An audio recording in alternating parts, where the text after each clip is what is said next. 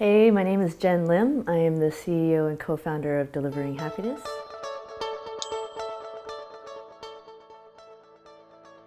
The first time I started getting into culture was actually back in the day when culture wasn't really that much of a buzzword yet.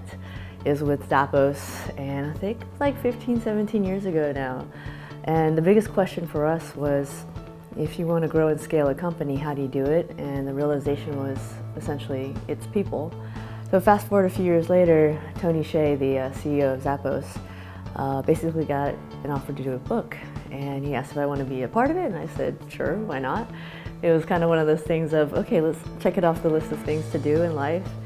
So we worked on it, launched it back in 2010, and lo and behold, there was a demand for happiness in the world. The book got translated into like 20 languages. We hit a bunch of bestseller lists, and we're actually at about almost like 1 million books sold. So it was really mind blown that something like this, a book that we worked on, actually created some sense of demand or understanding of demand, almost like a tipping point in the world that we totally did not expect. So that's when Tony and I decided to evolve it and turn it into an actual company, Delivering Happiness. And so for us, our purpose was to keep on inspiring passion and purpose for a happier world. And we decided to focus that in the workplace.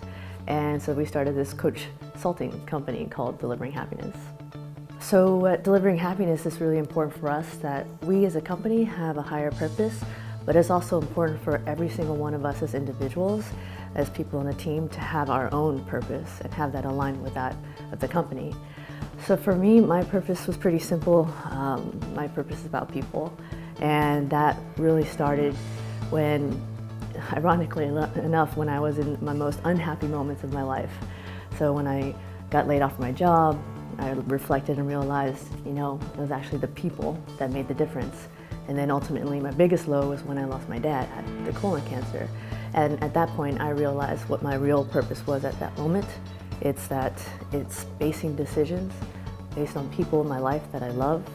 And I knew if I did that, I would never look back with regret. So I took that purpose with me, and my dad passed away like 15 years ago now.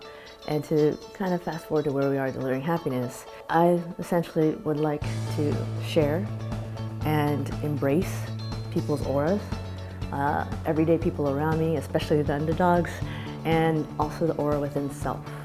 And what I found with that is that amazing things happen, whether, again, within yourself, in the workplace, and oddly enough, it's still tied back to that original purpose of making sure that I'm prioritizing people in my life.